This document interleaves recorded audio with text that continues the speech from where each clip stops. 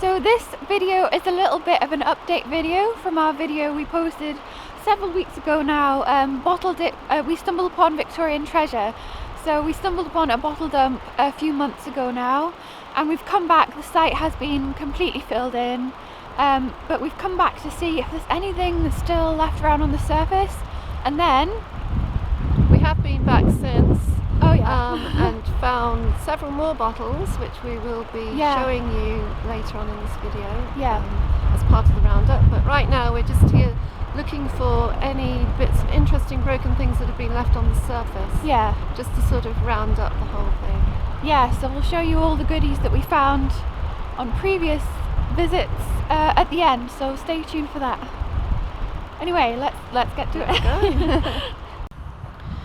Even the place is now filled in. We are still withholding the location because unfortunately there are people out there who will come back and dig the place over, but we are just here looking for surface finds because there's lots and lots of broken up bits of pottery just lying around. Oh, what's that? See that? Oh, it's a bead! Oh, look! Wow! Oh, that's a little cool. glass bead. Oh, I didn't expect to find a bead. Oh, that's lovely. Oh, first find. Okay, I've just seen something lying just on the surface up here, and oh my god! Oh my! Oh wow! It's whole. Oh my god! Look! There are still things to be found. This is another ink bottle. Yeah, but look, it's We've whole. found so many of these. We have loads of these so now. There's one more thing to find. Oh, and it's whole. There's big machines riding all over here, so we didn't expect to find anything. We'll be doing something with these. Oh, that is a really red looking brick. Oh, that's really weird. That's so red. What is this? It's like really red. It's like, wow. It might be a tile. Some kind of tile. We'll keep it just in case. There's some really nice green pottery to be found. Oh yeah. Might be able to make something with that. Just under Mum here, I spot a very distinctive top of a bottle. That is the top of a cod bottle, but only the top, sadly. Oh yes, they're pretty. I think I found a handle. Oh yeah. Oh. I found a golden handle. Oh. Oh, it's so wet. The camera, I can hardly see out of it. You got some pieces? Lovely jubbly.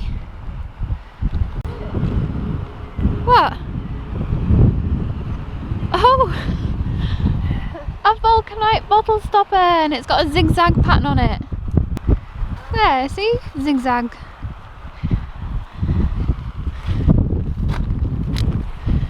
Oh, look what I found! Look, what am I looking at down there? It's a cod bottle! It's a marble. Cod marble. Oh, wow. I'll hold it up to your eye. Base of a bottle.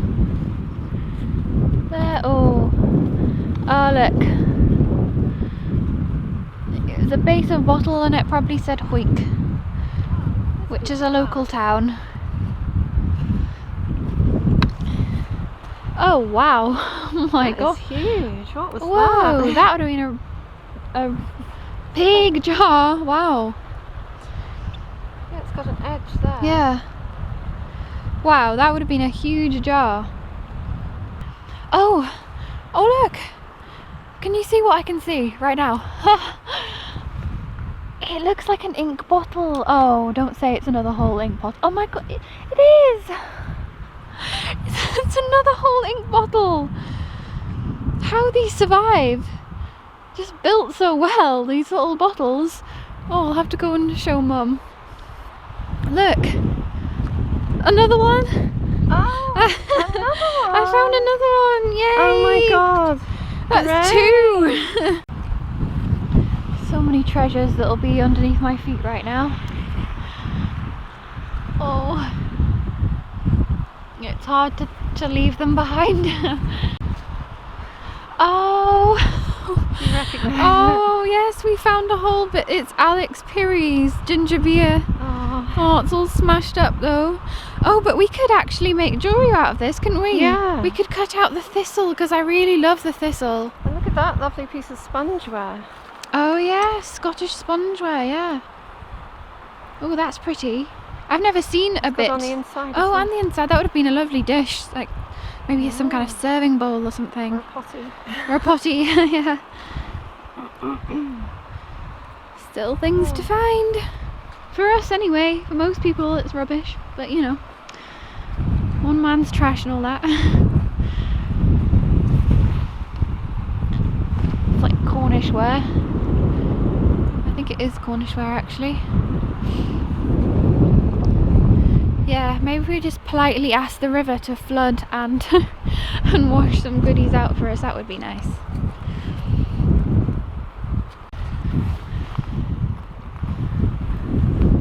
That's a circuit board. That's definitely not Victorian. I'll take it because it's rubbish, and I quite like circuit boards for some reason.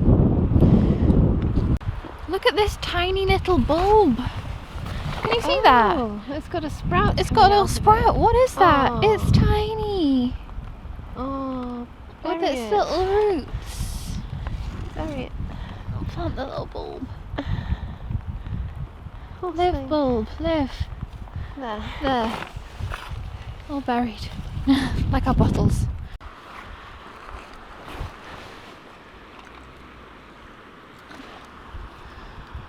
Oh, that's pretty. Well, you can see so many pottery still lying around. It was nice to come back and say goodbye to this wonderful dump. But now we're going to go home, get nice and warm, and show you the amazing things we did find when we were able to dig here.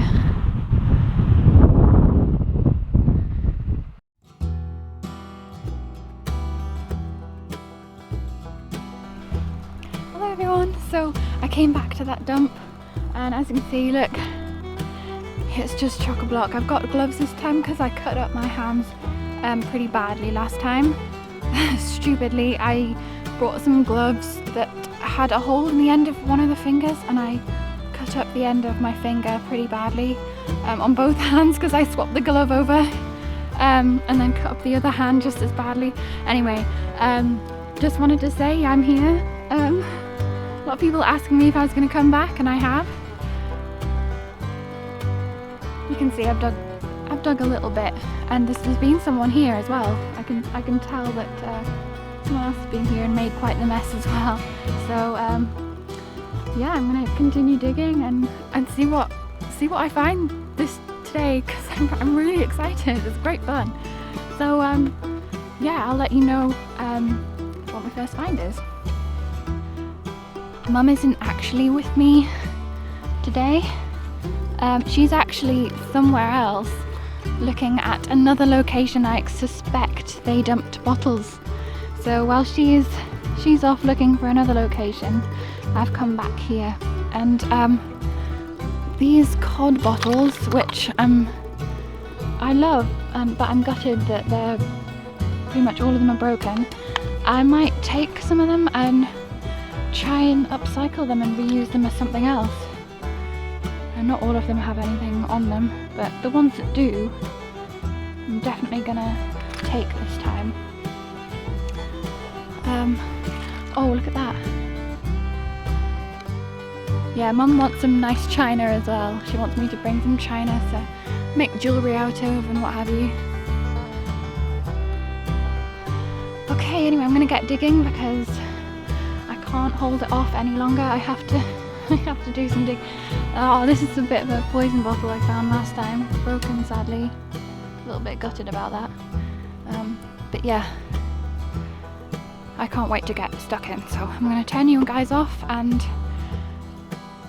yeah, begin. Put my gloves on this time.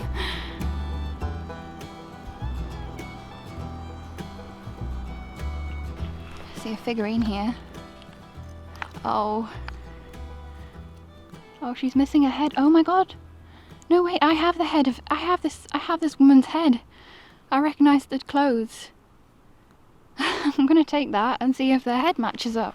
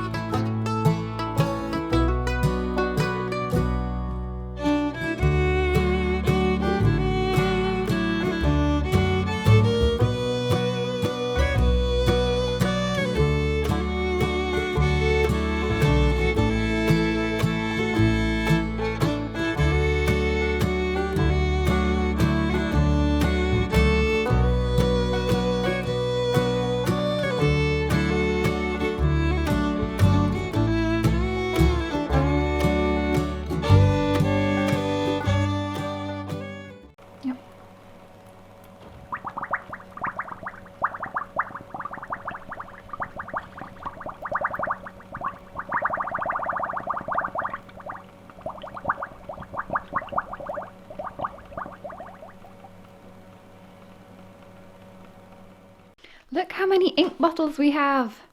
We found so many ink bottles. And I picked every single one of them up. So, you'll have to stay tuned till the end to see what we actually do with these bottles, because we do have a bit of a surprise. Because Mum and I had a bit of an idea, and yeah, we made it come to life. So yeah, stay tuned to the end to see what happens to these ink bottles.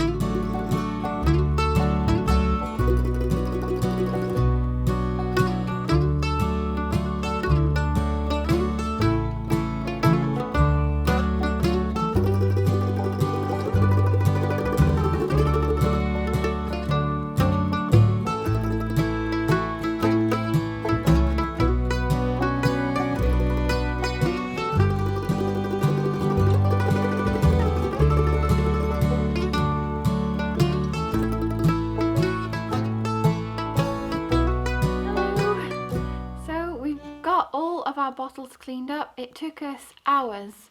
Actually, we had to clean them up over 2 days, and it probably took us like 5-6 hours altogether. But I've chosen some of the bottles here and jars to talk about because they've got quite an interesting history, and we've done hours of research too, and I've got lots of information here, so I'll turn the camera around, show you what we've got, and yeah, tell you some of the history. Okay, so here we are with some of our beautiful bottles, and I wish I could talk about every single one of them, but I'm just going to pick out a few for this roundup that we really like the history on. So I'm going to start with our cream jar here, and it's got a really beautiful depiction of a lady on there holding a 3-legged stool and a milk bucket. It says pure fresh cream, Wigtonshire Creamery, Stranraer. And interestingly, Mum actually has a small collection of cream jars, and we also have one from Stranraer, but it's actually not as nice as the one we found in the dump. You can see that the depiction is not as clear. Anyway, so the Wigtonshire Creamery ran from 1888 to 1912, and the cream jars used by the Wigtonshire Creamery Company were manufactured by the Caledonian Pottery Company in Rutherglen in Glasgow. And after 1912, they used a black transfer logo, and before 1912, they used these brown dyes. So we know that our jar here is a brown imprint, so we know that that was made before 1912. Whereas the one Mum already had has a black transfer, so we know that this is a later one, and the one that we found in our dump is an earlier one. So there are cream jars, really beautiful. So the next bottle I'm going to talk about is this interesting chemist bottle, medicine bottle. It says Fellows & Co. Chemists St. John NB. Now St. John, this is from St. John in New Brunswick in Canada, and it was founded by Isaac Fellows and his son James in about the 1850s. And this particular bottle we think may have contained quite a dangerous substance. So it could have contained what they called Fellowes compound syrup of hypophosphorates, which contain potash, lime, iron, manganese, quinine, strychnine and phosphorus. And strychnine is actually a deadly poison. It causes, if taken in large quantities, muscle contractions, and those muscle contractions can actually cause the death. You can actually strangle yourself to death. So by taking strychnine, you can actually kill yourself. So this was actually a deadly poison, and I actually wonder how many people died taking Isaac's medicine here. By 1870, the company had expanded to Montreal, New York, and London. And in 1919, the name of the business changed to Fellowes Medical Manufacturing Co. And by 1960, it merged with Tescar & Co. Incorporated. So this actually became a very profitable and very successful business, despite the poison. So that's quite interesting and horrifying at the same time. But I'll put that back, and the next bottle I think I'll talk about is this one with this strange substance inside. Now you can see it's kind of pinkish colour, and we actually believe that that has garnets in it, crushed up garnets. Garnets is a very hard stone, and when crushed up it makes a great and abrasive polish, in particular to polish metal. And this particular bottle, this product, was for polishing silver plated goods, or silver goods. So if you are a follower of the Thames mudlarks, you'll know that garnets are actually found scattered all over the foreshore. And one of the theories of why they're there is because the garnets were brought in to be crushed up and used in such a polish. Now that's just one of the theories, that maybe one of the bags fell off a ship and landed down there on the foreshore, or a crate or something. Who knows? But that's one of the theories, and it's interesting to think that that might be what's in this bottle. But anyway, this was made by Walker & Hall, and it says Instantaneous Plate Cleaner, Sheffield. This was made by George Walker and Henry Hall. They were silversmiths, a pair of silversmiths that joined partnership eventually after being in partnership with other people previously. They joined partnership in 1853, and branches of theirs were opened in Australia, Ireland and South Africa.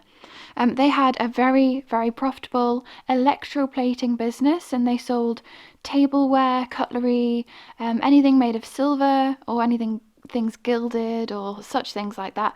So I'm not sure exactly when they started manufacturing this, but it makes sense that they manufactured polish to go along with their silver plating business. So that's another really interesting, and the product's actually preserved, because you can see in the top there, the stopper is actually cracked off. It's got a screw top stopper, and so it's kind of sealed everything in there. It's amazing. So that's that. What else have we got? Right, yes, this bottle, this beautiful, gorgeous green bottle. And this has a really interesting history, actually. It has nothing embossed on the sides, but you turn it over to the bottom, and it has Snow Hill, BW Co., London. So I thought the history on this was really quite interesting. The company was actually set up in 1879 by two Americans, Silas Burroughs and Henry Wellcome. They set up a pharmaceutical company in London and began to import and sell compressed pills. And business was a huge success in Britain, and they opened some large offices in Snow Hill in about 1883. Big, beautiful, lavish buildings, and they imported American walnut. They really oversaw, especially Henry, I think, really oversaw the building of these offices. And they had a huge golden eagle in the entrance and a replica Statue of Liberty. They were really proud of their roots and where they'd come from, and they'd put a lot of love into this building. But sadly, I also read that back during the Blitz in 1941, the building was completely destroyed. A bomb landed right on top of it, and it's no longer there. So it's quite a sad story, but quite an interesting one. And next, I think I'll pick up this beautiful bottle here. It's another beautiful bottle. You can see if I zoom in, the bubbles and things on the neck. Really beautiful. Anyway, this is Mellon's infant food, and it has London written on the bottom. So we found out quite an interesting little story about this one as well. Mellon's infant food was invented by Gustav Mellon in England in 1866. It was a milk modifier used as a substitute for breastfeeding. It was made from dried malt and bicarbonate of potassium and was mixed with cow's milk and water. The food was marketed towards mothers who couldn't breastfeed, basically. It was advertised as Mellon's food for infants and invalids, the only perfect substitute for mother's milk. And really interestingly, actually, in 1902, the Mellon's Food Company sponsored the construction of the UK's first airship by Stanley Spencer. The airship carried Mellon's advertisements on the side, and on the 22nd of September 1902 was flown across London from Crystal Palace to Harrow. So that's a really unusual and interesting story there.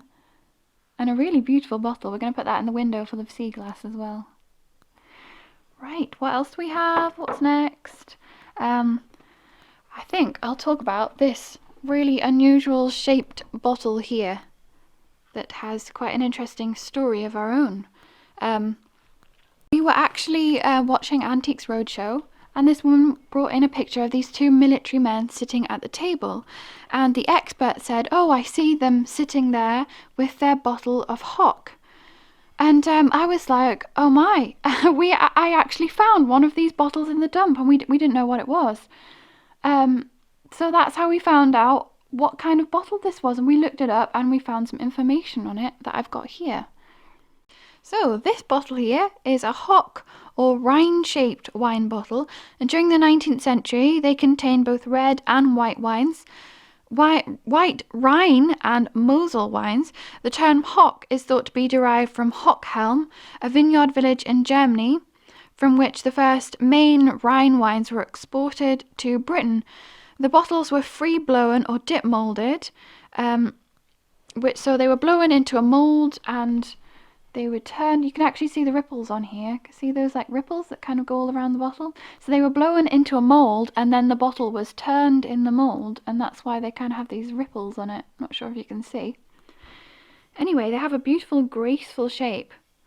And bottles in the 19th century or early 20th century are most often of olive green or amber. And I think we read that this was a rarer one because it's kind of you can just about see it there. It's kind of a reddish amber colour, and which is a little bit more unusual. It's a really beautiful bottle. It's a shame it does actually have a chip in the top there, but we can display it like that, so it's fine. So it's really crazy how we actually found out what that was just by complete coincidence. So I think that's just about it that I'm going to talk about, because I'll be here forever. Just talking about everything. But we have one more thing. Mum's just reminded me. This lid down here. Now we thought this had a really interesting story. So I'll find my information. So this unassuming little jar lid here, it says Alloa Glass Works Co. And it was established in 1750, and quite surprisingly established by Lady Frances Erskine. Workers were trained by craftsmen from Bohemia, and of course Bohemia had modern day Czech Republic had the best skilled glass makers in the world came from that part of the world. They oversaw the construction of the first glass cone on the site, which stood at 27 meters tall. And glass cones were structures containing a central furnace and smaller furnaces around the edge for the production of glass. Now, this glass cone, it still remains on the site actually, and is protected as an ancient monument, and it's only one of 4 found that have survived in the UK. So that's quite amazing, really. So while Lady Frances established the glassworks in 1750, it was later named Alloa Glassworks, and there is actually still a glassworks there today, which is really quite amazing. So Lady Frances is quite, an inspiration, really, being a woman having such a successful business back then. It's a shame there's not much information out there about her. Anyway, that is a very interesting and an important bit of history, actually, and I'm so glad that Mum actually went to the trouble of looking that up, because we weren't actually going to look that up at all. So, now I'm going to show you, here they are, now I'm going to show you what we actually did with our ink bottles. But now you're going to see the finished result. So I really hope you liked it, and thank you for watching, and bye bye.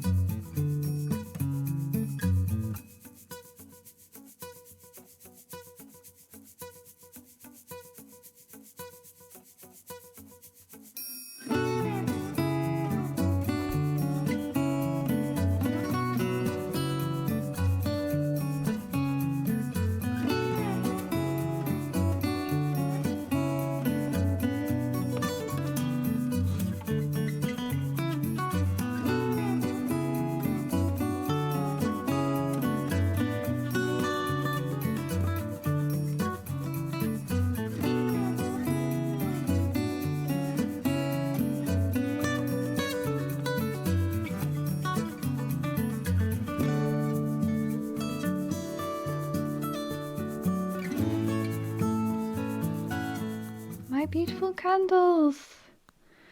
They turned out a success.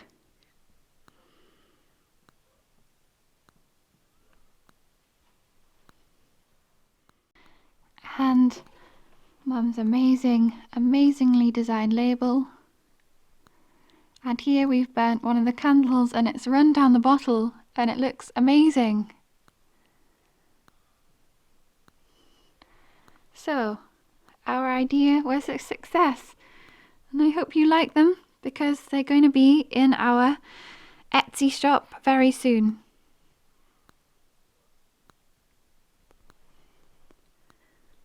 And the shrews like them too.